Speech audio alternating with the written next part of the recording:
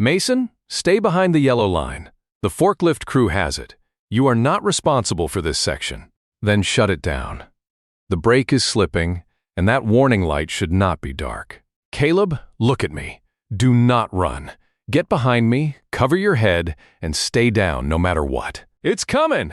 The loaded forklift crossed the yellow safety line without anyone touching its accelerator. At first, only Mason Reed seemed to understand what that meant. Its forks carried nearly a ton of boxed medical supplies above the concrete floor of Northline Fulfillment Center. The machine should have stopped the moment its operator stepped away. It did not. A warning beacon on the rear housing remained dark. The forklift rolled another 3 feet, then 5. A 10-year-old boy named Caleb Hayes stood directly in its path. Around him, warehouse employees and visiting families froze between stacks of donated hospital supplies. Someone shouted for Caleb to move. That was the worst thing they could have done. The boy turned toward the voices. Mason ran. He did not try to stop a 6,000-pound machine with his hands. He grabbed Caleb by the shoulder, drove both of them toward the narrow recess behind a steel support column, and wrapped his body over the child just as the forklift struck a pallet rack. Cardboard tore. Wood snapped. A case of sealed saline bags burst against the floor. The upper pallet shifted sideways. Mason felt the first box strike his shoulder, then another glance across his back. He held Caleb's head between his forearm and chest, keeping the boy's neck from twisting while the child screamed. Then everything stopped. Not dramatically, not cleanly. The forklift simply came to rest with one front tire against the steel column, its motor humming as if nothing had happened. For half a second, Mason heard only Caleb breathing. Too fast, too shallow. Can you feel your fingers? Caleb nodded. Your feet? Another nod. Good. Don't sit up yet. Grant Pike, the shift supervisor, reached them first. His face had lost all its color. Mason, don't move him. We need emergency response. I know. Mason's voice was flat, almost unnervingly calm. He slid 2 fingers against the side of Caleb's neck, then repositioned the boy's shoulders without lifting his head from the concrete. Grant stared at his hands. What are you doing? Mason did not answer. He had not used that hold in 9 years. He had hoped never to use it again. By the time paramedics arrived, Caleb was talking. By the time they loaded him into the ambulance, Mason's left arm hung strangely at his side. And by the time Regional Operations Director Dana Holloway stepped onto the warehouse floor, someone had already decided what the official story would be. Forklift operator error, unexpected mechanical movement, employee entered restricted zone, investigation pending. Mason sat against a concrete wall while an EMT taped an ice pack against his shoulder. Across the aisle, his 11-year-old daughter Sophie stood behind a security barrier. Clutching the red emergency whistle that had once belonged to her mother, she did not cry. That frightened Mason more than if she had. Dana approached, wearing a charcoal business suit that looked almost absurd against the crushed cartons and yellow floor markings. She studied Mason. Then she studied the forklift. Then she looked at Grant. Was the machine being operated? Grant hesitated. Not when it moved. Dana's eyes narrowed. Mason reported something about the unit earlier, Grant added, but nothing that indicated immediate failure. Mason looked up. That isn't what I reported. Dana turned toward him.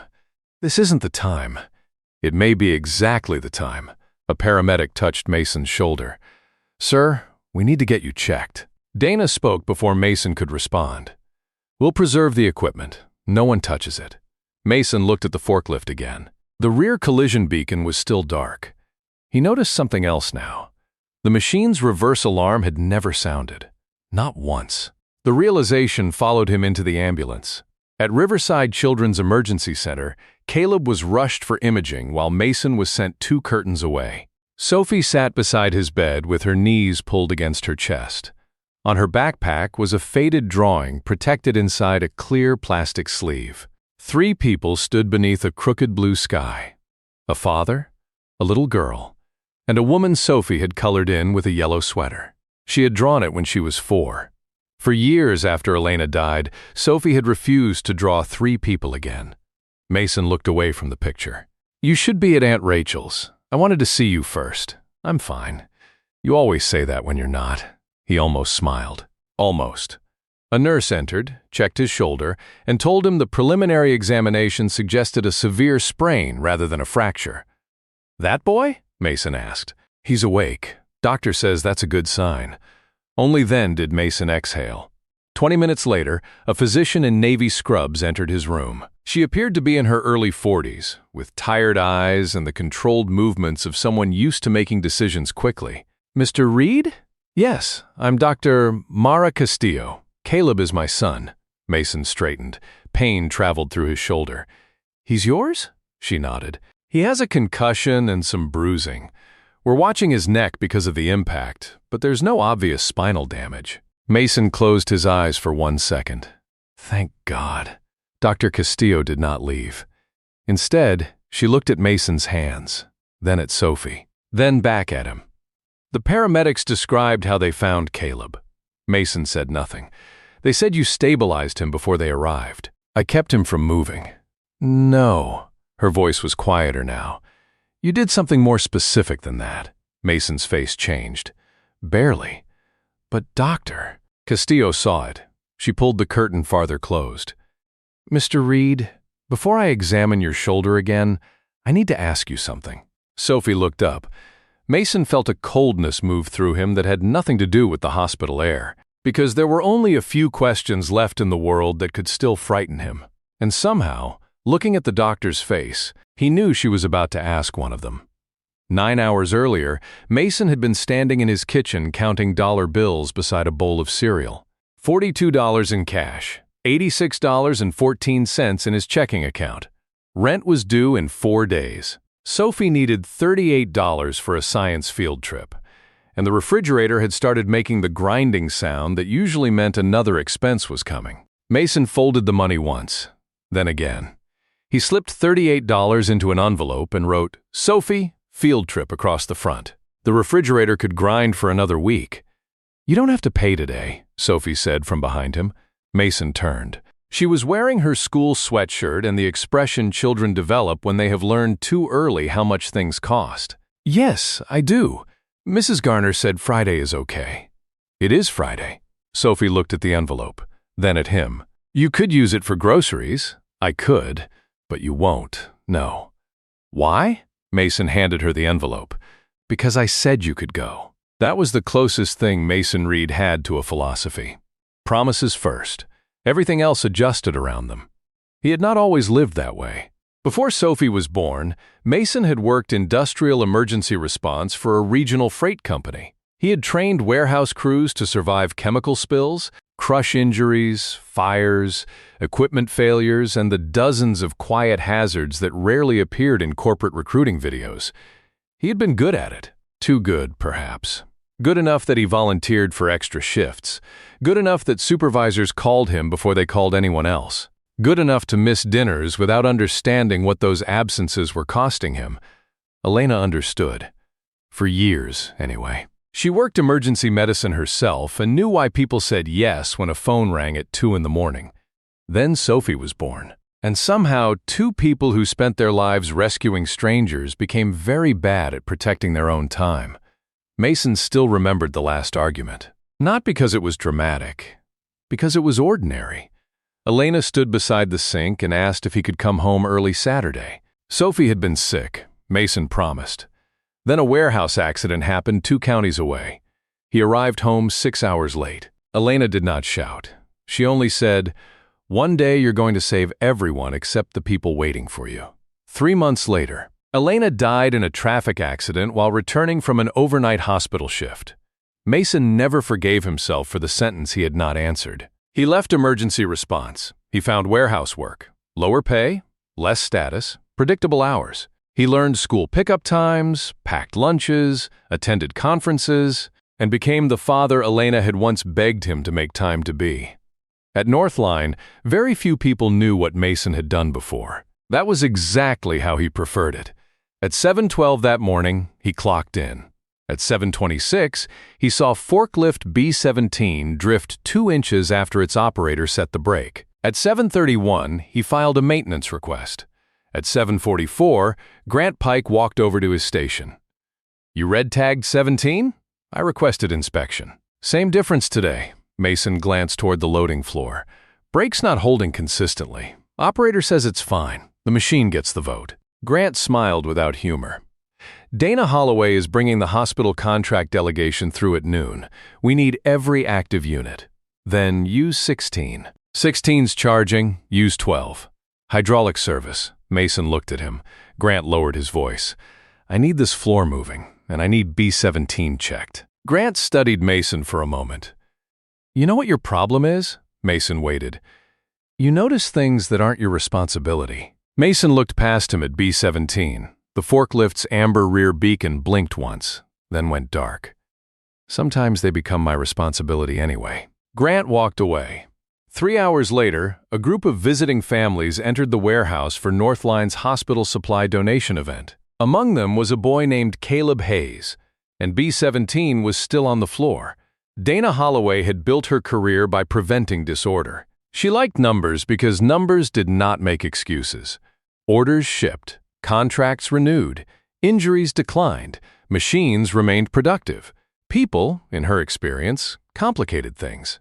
Dana had taken over Northline's regional operation 18 months earlier when 2 distribution centers were close to losing their largest medical logistics contract. The company had given her a simple mandate: fix performance or close one building. The building most likely to disappear was Mason's. 312 jobs depended on a decision no warehouse employee would ever be invited to make. Dana knew that.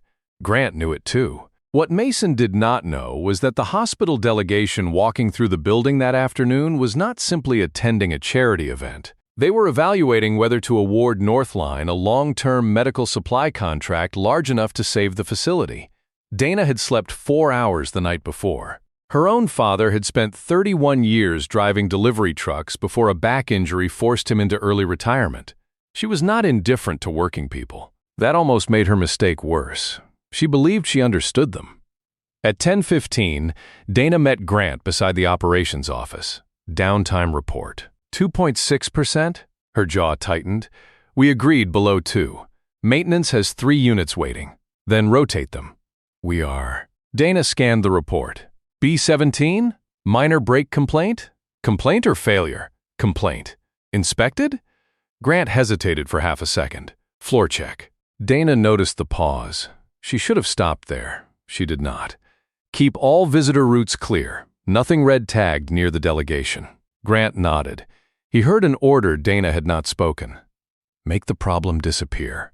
At 10:37, Mason passed B-17 again. This time he heard the faint electrical click beneath the rear housing. A warning circuit trying to engage. Then silence. He crouched beside the forklift. Grant saw him. Mason, I'm looking... Don't. Mason stood. Collision beacon isn't resetting. You are not maintenance. No. Then let maintenance do maintenance. When? Grant's expression hardened. After the event. Mason stared at him. If the brake switch and collision circuit are both acting up, that machine should be locked. Should. It's not a suggestion. Grant took a slow breath.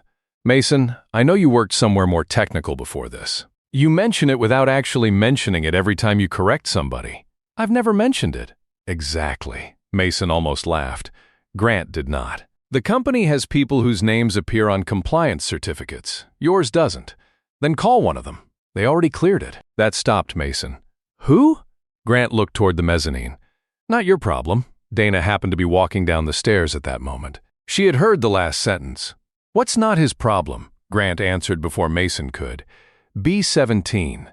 Mason thinks the warning system is unreliable. Dana looked at the forklift, then at Mason's plain gray work shirt. Your equipment certified? Operator certified? Maintenance certified? No. Electrical systems? I used to train industrial emergency teams. Dana's expression softened in the way powerful people sometimes softened when they had already decided not to listen. I respect experience, Mr. Reed. I do. But we have liability procedures for a reason, so follow them. Grant looked at Mason sharply. Dana's eyes cooled. We are... Mason glanced at B-17. Then show me the inspection tag. For the first time, Dana seemed irritated. Not angry. Irritated. There was a difference. Mr. Reed, I'm sure you are trying to help. But when everybody steps outside his assigned role because he feels strongly about something, operations become impossible. Mason looked at her. Machines don't care about assigned roles. Dana held his gaze for 2 seconds. Then her phone rang. She turned away. That was the first time she dismissed him. The second time would nearly kill a child. At lunch, Sophie arrived with Mason's sister Rachel because Northline had invited employees' families to the afternoon charity event. Sophie carried a paper bag containing 2 sandwiches. "You forgot these." Mason looked toward Rachel. She insisted. Rachel shrugged. "She also insisted I drive 30 minutes to save you from eating vending machine crackers." Sophie handed him the bag. Inside was a turkey sandwich, an apple, and a folded piece of paper. Mason opened it. It was a drawing. Not 3 people this time. 2. Mason and Sophie standing beside a tiny house. Above them, Sophie had drawn a yellow star. "What's that?" "Mom," Mason swallowed. "You used to draw her with us." "I know. Why is she up there?" Sophie shrugged as if the answer were obvious. "Because she's still part of it, just not standing in the same place." Mason folded the drawing carefully. His eyes burned. He blamed warehouse dust. At 12:08, Dr. Mara Castillo arrived with Caleb. Mara did not normally bring her son to professional events, but Caleb's school was closed for a teacher conference, and the hospital's community coordinator had turned the warehouse visit into a family-friendly donation ceremony. Caleb wanted to see the machines. Mara wanted to inspect the warehouse that might soon handle millions of dollars in temperature-sensitive medical products. Dana wanted the contract. Grant wanted the day to end without an incident. Mason wanted B-17 locked. Those 4 desires moved toward one another without anyone understanding yet how badly they would collide. At 12:41, Mason saw a technician near B-17. Relief came first, then concern. The technician was not testing the brakes. He had the rear access panel open. Mason walked closer. "What are you working on?" The technician glanced at Grant. "Beacon fault." "What caused it?" "Relay issue." "Brake interlock tied into the same harness?" The technician stared at him. "You maintenance?" "No." "Then no." Mason looked through the open panel before the technician closed it. He saw a short blue jumper wire. It did not belong there, at least not in the configuration Mason remembered. 9 years had passed since he had taught equipment response courses. Models changed, systems changed. He did not trust memory enough to accuse anyone. So he did something more reasonable. He opened the maintenance reporting application on the nearest terminal and added a note to his original ticket. Possible warning relay bypass. Recommend full lockout pending brake and proximity system inspection. He copied the ticket number into the small notebook he carried in his shirt pocket, 41726. Then he went back to work. At 1:03, Grant appeared at his station. "You updated the ticket?" "Yes." "Why?" "Because I saw something. You saw a technician working. I saw a jumper across the warning relay." Grant's face changed, only slightly. "Do you know what configuration that model uses?" "Not well enough to tell you what the wire is doing." "Then don't tell people what it's doing." "I didn't. You wrote bypass." "I wrote possible." Grant leaned closer. "Hospital representatives are here. Dana has corporate leadership calling every 20 minutes. You are turning a maintenance issue into a safety event. If it isn't one, inspection proves that. And if we shut down every machine because somebody thinks he remembers a wiring diagram from another job?" Mason's jaw tightened. This was the part of him he disliked, the part Elena used to recognize before he did. His patience did not disappear loudly. It narrowed. "Grant? What? Lock the machine?" "No." Mason stared at him. Then he reached toward the lockout cabinet. Grant stepped between them. "Touch that board without authorization and I suspend you." For a moment, Mason considered doing it anyway. He imagined Sophie. Rent. The field trip envelope. $86.14. He lowered his hand. It would be a decision he replayed for months. Because Mason Reed's greatest flaw was not cowardice. It was that after Elena died, he had become terrified of losing the stable life he had built for Sophie. That fear made him hesitate. And sometimes a few seconds of hesitation were enough to change everything. At 1:27, the delegation moved toward the outbound shipping floor. Caleb walked beside his mother. Sophie stood with Rachel behind a marked visitor rail. B-17 carried a pallet of donated saline cartons toward the demonstration area. Mason heard the motor before he saw the machine. Then he heard something he should have heard earlier. Nothing. No reverse alarm. No proximity tone. He turned. The operator stepped down. The forklift rolled. Mason ran. After the impact, after the ambulance, after Dana ordered the equipment preserved, Grant remained alone near B-17 for less than 2 minutes. It was enough time to close an access panel, not enough time to erase a system history. He did not know that yet. Neither did Mason. At the hospital, Dana received the first call from corporate legal. Was the child in a marked exclusion zone? No. Was Reed? He entered it during the incident. Authorized? He was attempting a rescue. A pause. Don't characterize intent. Dana looked through the hospital window at Mara, speaking with a nurse. A child would have been crushed. Another pause. Dana. Don't characterize hypotheticals either. For the first time that day, she felt something colder than professional pressure. The shape of the story was already being built, and Mason Reed was being placed in the part easiest to remove. Inside the treatment room, Dr. Mara Castillo looked again at Mason's hands. There was something about the way he had stabilized Caleb, something she had seen once before, long ago, on the worst night of her life. But she was not ready to say the name yet, not until she was certain. Mason returned home that evening with his arm in a sling and instructions not to lift more than 10 pounds. Sophie carried his lunch bag. Rachel carried everything else. On the kitchen table sat an envelope from Northline delivered by courier. Mason opened it. Administrative leave pending investigation. Benefits active for 14 days. Do not enter company property without authorization. He read it twice. Sophie watched his face. Did they fire you? No. Are they going to? I don't know. That answer frightened her more than a lie would have. Mason sat down. The refrigerator made its grinding sound. Once, twice, then stopped. Sophie placed the old drawing beside him, the one with 3 people beneath the crooked blue sky. You saved him. Mason looked at her. They can't be mad because you saved him. It's not that simple. Why? Because companies did not investigate stories. They investigated exposure. Because a machine failure inside a warehouse pursuing a medical logistics contract could cost millions. Because one injured worker was easier to explain than a documented maintenance failure.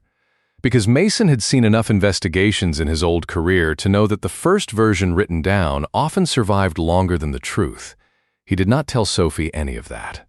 Instead, he said, sometimes people get scared, and scared people try to make things simple. Even when simple isn't true? Especially then. The next morning, Dana called. She did not sound cruel. That made the conversation harder. Caleb is doing well. I know. His mother sent a message through Rachel. I'm glad. So am I. A silence. Then Dana said, corporate wants to resolve your status quickly. Resolve. A severance package, 12 weeks pay, medical coverage through the quarter. Mason looked at the refrigerator. The rent notice. Sophie's orthodontic estimate held to the cabinet with a magnet. $3,200. How quickly? Immediately. What do I sign? Dana was silent long enough to answer the question. Mason closed his eyes. Confidentiality? Standard release language. Does it say the accident was my fault? No. Does it say it wasn't? Another silence. No. Mason almost accepted. That was the truth he would later admit only to Sophie. 12 weeks of pay was not dignity when rent was due. It was rent. It was food. It was the refrigerator. It was dental work. It was breathing room. Mason had been poor long enough to know that principles were easiest to admire when the electric bill was already paid. I need to read it, of course. Dana's voice softened. For what it's worth, Mason, I saw what you did. He looked toward the folded drawing on the table.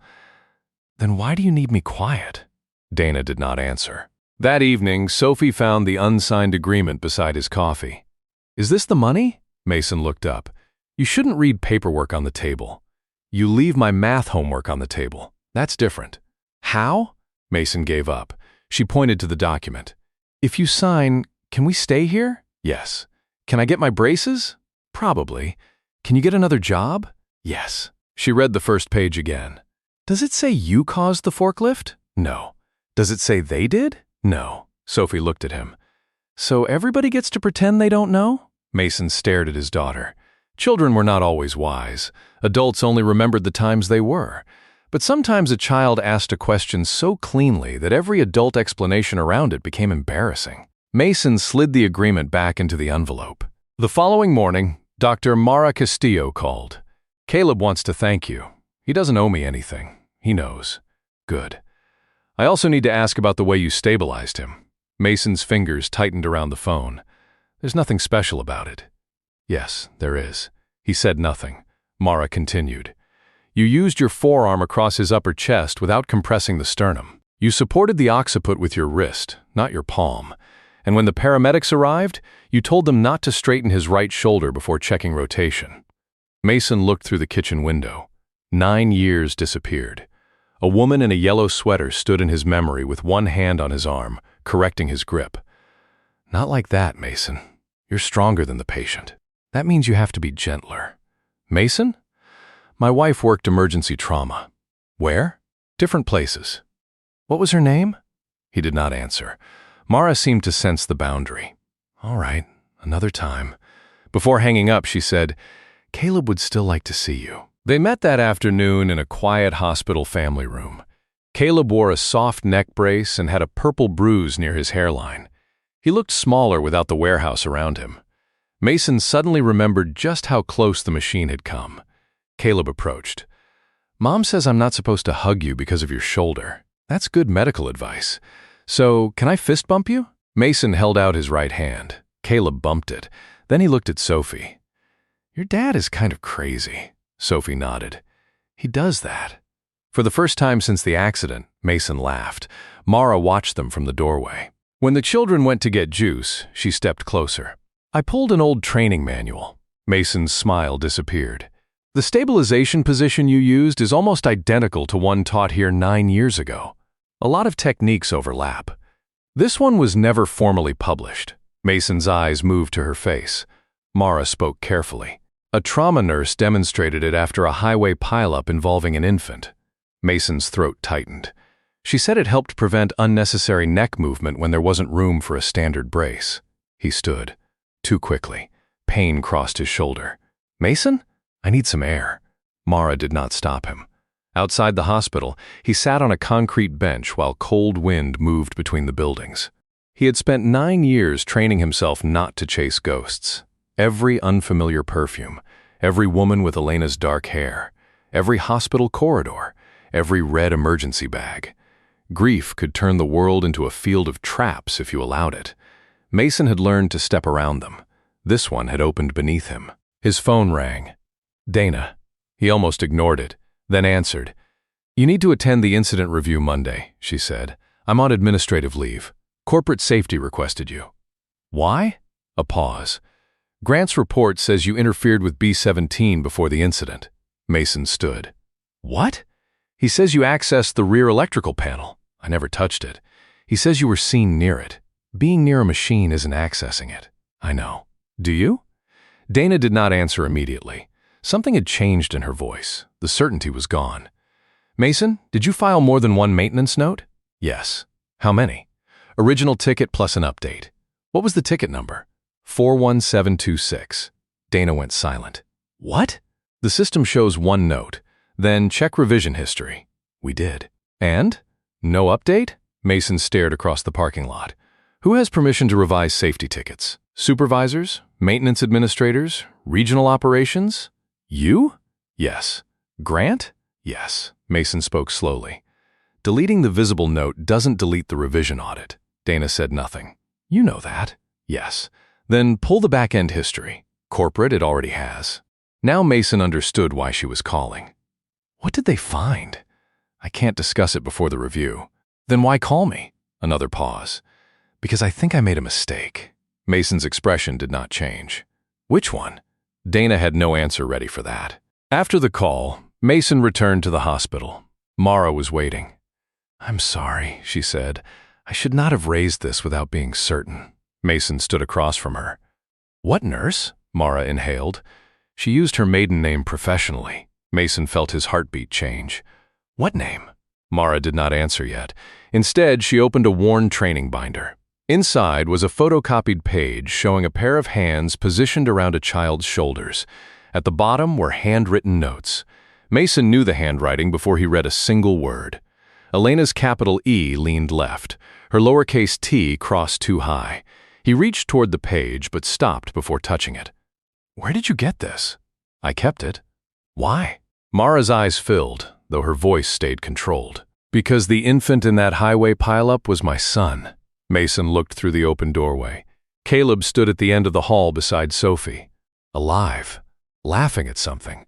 9 years earlier, before the fatal accident that later took her life, Elena had helped save that same child during a multi-car crash. Mason had never known. She had come home late that night, exhausted, with dried rainwater on her coat. He remembered asking if the shift had been bad. She had said only, "A little boy gets to go home." Then she had kissed Sophie and gone to sleep. Now that boy had been standing in front of a runaway forklift, and Mason had covered him with his own body. Mara watched comprehension move across his face. "I tried to find her afterward," she said. "The hospital only had her professional surname. By the time I located the agency, she had left." Mason swallowed. "She died 7 months later." "I know." His eyes lifted sharply. Mara's voice dropped. "I found the obituary." For several seconds, neither of them spoke. Then Mara looked toward Caleb. "I have wondered for 9 years what I would say if I ever met someone who knew her." Mason's voice was barely audible. "She was my wife," Mara nodded. "I know that now." She looked at his hands again. Then she asked the question that would follow Mason Reed for the rest of his life. "Did Elena ever tell you that Caleb was the child she refused to leave behind?" Mason could not answer. Not because he did not understand the question, because he understood it too well. Elena had never told him Caleb's name. She had never told him about Mara. She had never described how long she stayed in the wrecked vehicle while emergency crews tried to reach them. She had reduced an act that had changed another family forever to one sentence: "A little boy gets to go home." That had always been Elena. Mason spent years believing her work had stolen pieces of their family. He had blamed emergency calls, night shifts, other people's crises, and in his worst private moments after she died, he had resented strangers who received pieces of Elena's life that he and Sophie never got back. Now one of those strangers stood alive at the end of a hospital corridor, because Elena had stayed, and 9 years later, Mason had stayed too. "I didn't know," he finally said. Mara nodded. "She probably didn't want you to carry one more story home." Mason looked at Caleb. "No, she never did." Monday morning, Mason entered Northline Fulfillment Center through the employee entrance for what might be the final time. His access badge no longer opened the turnstile. A security officer had to let him through. The incident review took place in the glass conference room overlooking the warehouse floor. Dana sat on one side of the table. Grant sat 2 seats away. Corporate safety officers, an insurance investigator, 2 representatives from the hospital contract team, a state workplace inspector, and Northline's legal counsel filled the remaining chairs. Mara attended as Caleb's parent and physician. Mason wore his only jacket. The sleeve did not sit correctly over the sling. Before entering, Sophie had straightened his collar. "Don't get mad," she told him. "I don't get mad." She gave him a look. "Dad," he smiled. "I'll try." The meeting began with Grant's incident timeline. At 1:26 p.m., forklift operator dismounted. At 1:27, equipment moved unexpectedly. Employee Mason Reed entered restricted zone. Collision followed. Unauthorized employee contact with equipment had occurred earlier in the day. Mason listened. He did not interrupt. Grant finished. The insurance investigator, a woman named Helen Voss, turned toward him. "Mr. Reed, do you dispute that you approached B-17 before the incident?" "No." "Did you touch the rear electrical panel?" "No." "Did you direct a technician to alter any component?" "No." "Did you file a maintenance complaint?" "Yes." "1? 2 entries under 1 ticket." Grant shifted in his chair. Helen looked at a document. "We were provided one." Mason removed the small notebook from his pocket. "Ticket 41726. We have that." "The second entry was added at 12:47. Grant spoke. "There was no second entry." Mason looked at him. He did not raise his voice. "Then why did you confront me about writing it?" The room changed. "Not much." A chair stopped moving. A pen stopped tapping. Grant looked toward Dana. Dana did not rescue him. Helen asked, "What did the second entry say?" Possible warning relay bypass. Recommend full lockout pending brake and proximity system inspection. Northline's legal counsel leaned forward. You are not qualified to diagnose a relay bypass. I didn't diagnose one. You used the word bypass. I used the word possible. What was that based on? A blue jumper across the rear warning relay. Grant shook his head. There was no jumper. Mason looked through the glass wall toward the warehouse floor. B-17 sat inside a taped investigation area. Has the rear housing been opened since the incident? Helen answered. Yesterday, under state supervision. And? She looked at the state inspector. He opened a folder. A non-factory jumper wire was installed across terminals 14 and 16 of the proximity warning relay. No one moved. Mason asked, "What does terminal 16 feed on that unit?" The inspector studied him. You know, I remember the older architecture. Brake status logic and proximity alert. Mason nodded once. So, bridging 14 to 16 can suppress a fault? It can create a false-ready state. Grant's breathing became audible. Dana closed her eyes for half a second. Helen continued. Bench testing also found the parking brake below holding specification. How far below? Mason asked. 31%. And the load? 2,280 pounds. Mason leaned back. That's why it drifted. Corporate counsel immediately responded. That conclusion belongs to the inspector. Mason nodded. Then let him make it. The inspector looked at the room. That is our preliminary conclusion. Silence. The ventilation system hummed above them. Somewhere on the warehouse floor, a pallet wrapper beeped 3 times. Dana looked at Grant. Who installed the jumper? Grant shook his head. I don't know. Helen slid another page across the table. Maintenance records show B-17 generated intermittent relay errors for 6 days. Dana turned pale. She had never seen those reports. Grant said, minor faults. 14 alerts, Helen replied. We were waiting on a replacement relay. Was the unit ordered out of service? No. Why? Grant looked toward Dana. Everyone followed his eyes. Dana understood then. This was the moment when people in her position usually protected themselves. She could say Grant exceeded his authority. That would be true. She could say no one told her 14 alerts had occurred. Also true. She could point to her email ordering managers to follow maintenance policy. True again. Truth could be arranged into a very convincing lie when enough pieces were omitted. Dana placed both hands on the table. I told my managers downtime had to stay below 2%. Corporate counsel turned toward her.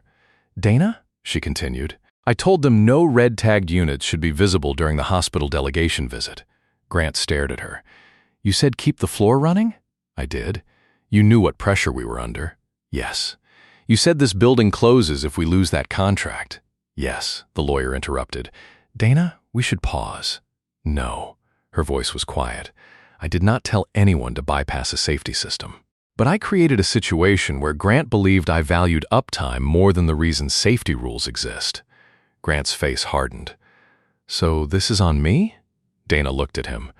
The jumper is on whoever installed or ordered it. And the pressure? That is on me. It was not absolution, it was accountability. Mason watched her with a different expression now. The first time they met, he had thought Dana was another executive who considered workers interchangeable. He had been partly right. But people were rarely only the worst thing they did under pressure. Helen turned toward Grant. Did you alter ticket 41726? No. Corporate recovered the revision audit. Grant stopped moving. Helen placed another sheet on the table. 12:47 p.m., Mason Reed added a lockout recommendation. At 12:53 p.m., user GPike04 changed the classification from safety critical to operator observation and removed the visible note. Grant's lips parted. No words came. The original text remained in the audit database, Helen said. Mason thought of the conversation in his kitchen. Everybody gets to pretend they don't know? Not anymore. Grant looked at Mason. You were trying to shut down half the floor over a warning light. One machine. It would have triggered an inspection. Yes. During the biggest contract visit this company has had in years. Yes. 300 people could lose their jobs. Mason was silent for a moment. Then he said, and a boy almost lost everything. Grant looked away. Mason did not sound triumphant. That made the sentence heavier. Helen turned to Mason. We also reviewed your employment history, he frowned. Why? Because your actions during the rescue were unusual. Mara looked toward him. Helen continued. You were an industrial emergency response instructor for 11 years. Mason said nothing. Certified in heavy equipment rescue, confined space extraction, and trauma stabilization. That was a long time ago. You trained more than 800 employees. I trained people not to need rescuing. The state inspector studied him. Why didn't you mention this when management challenged your judgment? Mason looked through the glass at the warehouse floor. Because a break does not become more broken because the person noticing it has an impressive resume. No one answered. Dana lowered her eyes. There it was, the mistake she had made. Not that she failed to recognize an extraordinary man. That would have made the lesson too easy. The mistake was believing a person needed extraordinary credentials before his concern deserved ordinary respect. Mara spoke for the first time. My son is walking today because Mr. Reed recognized the danger before anyone else and then protected his spine correctly after impact. Corporate counsel looked toward her. Doctor, the medical outcome is separate from the equipment investigation. No, Mara said. The legal categories may be separate. The consequences are not. She placed a photograph of Caleb's imaging report on the table. The force was enough to produce cervical bruising. An uncontrolled attempt to pull him upright could have made the injury significantly worse. She looked at Mason. He knew that, Dana asked quietly. How? Mara could have told them about Elena. She did not. That story belonged to Mason. He listened when other people assumed, Mara said. That was enough. Northline terminated Grant Pike 2 days later for altering safety records and interfering with equipment lockout procedures. The technician who installed the jumper was suspended pending investigation. Records eventually showed he had acted after Grant told him the unit only needed to remain functional through the afternoon demonstration. Dana remained with the company, but not without consequence. She lost regional control of safety operations. Her performance bonus was withdrawn. The hospital delayed the Northline contract for 90 days and required independent inspections of every powered industrial vehicle in the building. Some executives considered that a humiliation. Dana did not. 3 weeks later, she visited Mason's house. Sophie opened the door. Dad, your boss is here. Former boss, Dana corrected. Mason appeared from the kitchen. His sling was gone. You want coffee? Dana seemed surprised. Yes. They sat at the small table beside the grinding refrigerator. Dana noticed the orthodontic estimate on the cabinet, the field trip receipt, the ordinary evidence of a life built from numbers much smaller than the ones she managed. Northline wants you back, she said. Mason looked at his coffee. At the warehouse? Not exactly. She placed an offer on the table. Regional Safety Training Coordinator. Better pay, normal weekday hours, authority to lock any unit in the region without management approval pending inspection. Mason read the salary. For a moment, the old temptation returned. Not greed, relief. Sophie's braces, a reliable car, savings, maybe a refrigerator that did not sound like it was chewing rocks. What's the catch? No catch. There's always a catch. Dana smiled faintly. You'd have to work with executives. That's serious. She almost laughed. Then her expression became sober. I owe you an apology. Mason waited. I thought your job description told me the limit of what you could know. He looked at her. You didn't know who I was. No, that wasn't the problem. Dana waited. You decided you didn't need to listen before you knew. She nodded. That was the problem. Mason looked at the offer again. I need one thing changed. Dana expected money. What? I leave by 3:30 on Tuesdays and Thursdays. Why? School pickup. That's it? That's it. Dana extended her hand. Done. Mason shook it. 6 months later, a red lockout tag hung from B-17. Not because the forklift remained broken, because Northline mounted the repaired unit inside its regional training center. The blue jumper wire sat behind clear plastic beside it. Underneath was a simple sentence. A warning ignored becomes a decision. Mason refused to let them put his name beneath it. He also refused Dana's suggestion that they describe the rescue. What happened to Caleb isn't training decoration, he told her. So Caleb's name appeared nowhere. But once every few months, Mara brought him to Mason's house for dinner. The first time, Caleb stood in the kitchen staring at an old photograph of Elena. That's her? Mason nodded. She saved me? When you were a baby, Caleb considered this. Then you saved me too. Mason looked toward Sophie. She was watching from the doorway. No, he said. We both happened to be there when you needed somebody. Caleb shook his head. My mom says that's what saving somebody is. Mason had no answer. Later that evening, after Caleb and Mara left, Sophie brought out the drawing she had made at 4 years old. 3 people beneath a crooked blue sky. She taped it to the refrigerator. Beside it, she placed the newer picture. 2 people beneath a yellow star. Mason looked at them. You keepin' both? Yeah. Why? Sophie shrugged. They're both true.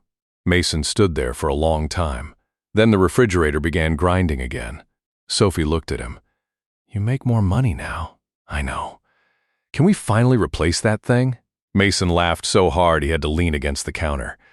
Yes. They bought a new refrigerator the following Saturday. Nothing expensive, nothing impressive.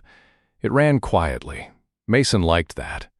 Some lives announce their value with titles, offices, expensive clothes, and names printed on doors. Others reveal it in smaller moments. A father who notices a warning light nobody else wants to see. A mother who stays beside an injured child whose name she may never learn. A daughter who understands that love can remain part of a family even after it is forced to stand somewhere else. The world is often too quick to confuse position with worth, authority with wisdom, and silence with ignorance. But dignity does not need an audience to exist. Sometimes the person everyone overlooks is simply the person who has learned to pay attention.